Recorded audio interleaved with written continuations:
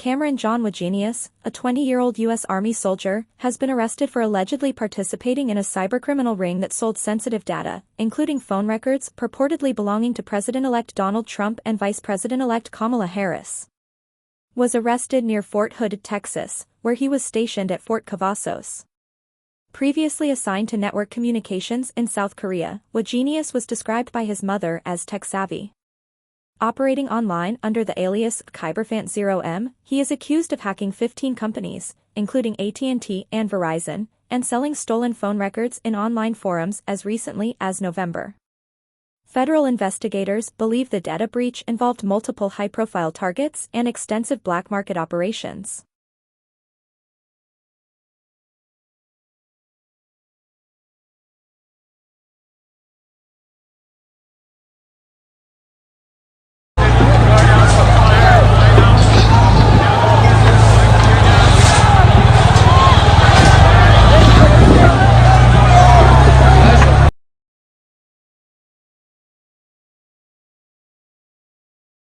You want to read the email? Yep.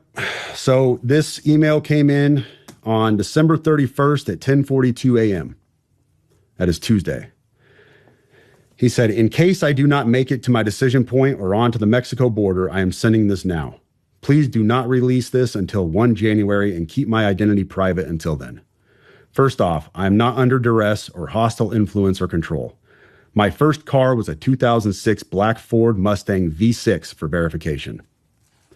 What we have been seeing with drones, he puts that in quotes, he says drones, is the operational use of gravitic propulsion systems powered aircraft by most recently China and the East Coast, but throughout history, the US. Only we in China have this capability.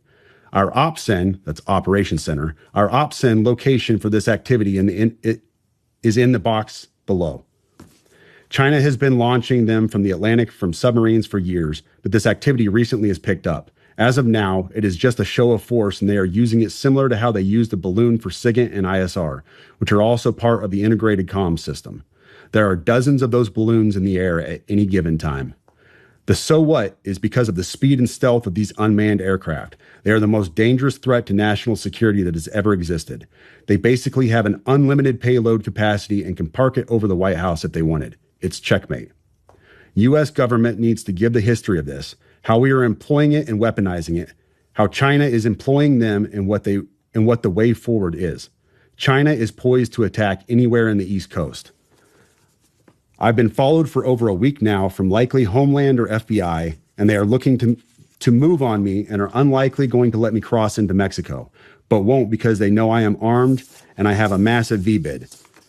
Let me pause right there for a second. So he says a massive V-bid. When I was talking to the FBI yesterday, they didn't know what a V-bid was. I had to explain what that acronym meant, literally. You fucking serious? Dead serious. I said it twice, and he goes, you said that word V-bid. Can you tell me what that is?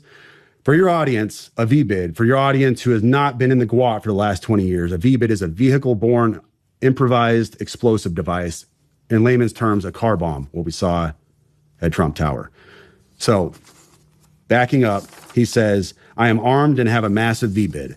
I've been trying to maintain a very visible profile and have kept my phone, and they are definitely digitally tracking me. Here's where he gets into the other stuff, and this is where we had to redact the names. Well, your producer redacted the names. I have knowledge of this program and also war crimes that were covered up during airstrikes in Nimruz province, Afghanistan in 2019 by the admin, DOD, DEA, and CIA. I conducted targeting for these strikes of over 125 buildings. 65 were struck because of civcas, that's civilian casualties, that killed hundreds of civilians in a single day. U.S. FORA continued strikes after spotting civilians on initial ISR. It was supposed to take 6 minutes and scramble all aircraft in CENTCOM. The UN basically called these war crimes, but the administration made them disappear. I was part of that cover-up with U.S. FORA, an agent, redacted, of the DEA. So I don't know if my abduction attempt is related to either. I worked with redacted IO staff on this as well as the response to Bala Murghab. Redacted commander at the time, redacted can validate this. You need to elevate this to the media so we avoid a world war because this is a mutually assured destruction situation. Then he says, for vetting, my LinkedIn is Matt Berg or Matthew Livelsberger. an active duty 18 Zulu out of 110, that's 1st Battalion, 10th Special Forces Group. My profile is public. I have an active TSSCI with UAP, USAP access. What is USAP? Do you know what that is? I don't know what that is. But I checked his credentials on LinkedIn. So that was the first thing I did. I went to his LinkedIn page. First thing I noticed was all of his bona fides were in place. He has all the UAS training from USASOC and everything else. And so I said, okay, at least the guy knows what he's talking about with drones. That was a very rough dig into the guy. But my issue was I couldn't validate or verify any of this information. And I told him that. And how I responded to him was in a subsequent email. I said, this is obviously a very big deal, but I don't have anything to verify this information with. Talking about gravitic propulsion systems without evidence just makes me another UFO talking head. Like, I'm not going to go on my social media page and start talking about UFOs and anti-gravity systems and everything. I don't know what you're talking about. I can't. And he said, can I get on Fox News Contact on Signal as well as Sean's show? Hegseth would be good too. That was his last message to me. Wow. Yeah. You know, the thing is, what is a gravitic propulsion system? To be honest,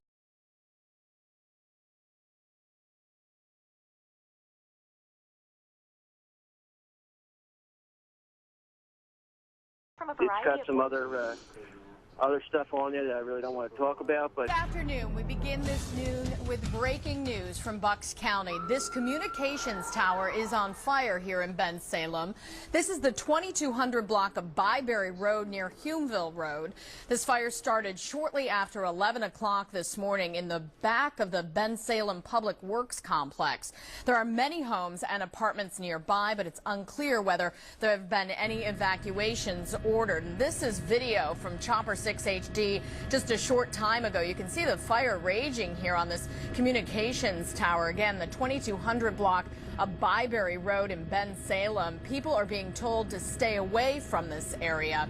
We want to go to the Director of Public Safety in Bensalem, Fred Herron, for some more information. He joins us live on the phone. Fred, thanks for being with us. What can you tell us about what's happening here? We can clearly see that the cell tower is starting to lean a little bit. Are you concerned that it's just going to topple over? Well, and that's why we've done some evacuations. We've cordoned off the building. We've evacuated our public works, some buildings behind the tower, and anticipation of the tower coming down if we can't get to it beforehand. So right now, there's still a lot of electric to that tower, and emergency responders can't do anything until the power's cut. Pico just arrived on scene as I'm on the phone with you. Momentarily, they'll have the power cut down, and our guys can get in there and start to work. Do you know what kind of a tower this is? We can see some police cars there in the area. Is it used for any emergency function, or is this like for private cell phone use? I think majority of it's private cell phone. It's got some other stuff on there that I really don't want to talk about, but the majority of it's for private use. Any idea how this happened, how it started? No, we don't know. We just know that some individuals were working on the tower, whether maintenance or repairing, at which time the fire started, and they called 911. And again, do you know what kind of a tower this is? We can see some police cars there in the area. Is it used for any emergency function, or is this like for private cell phone use? I think majority of it's private cell phone. It's got some other stuff on there that I really don't want to talk about, but it's got some other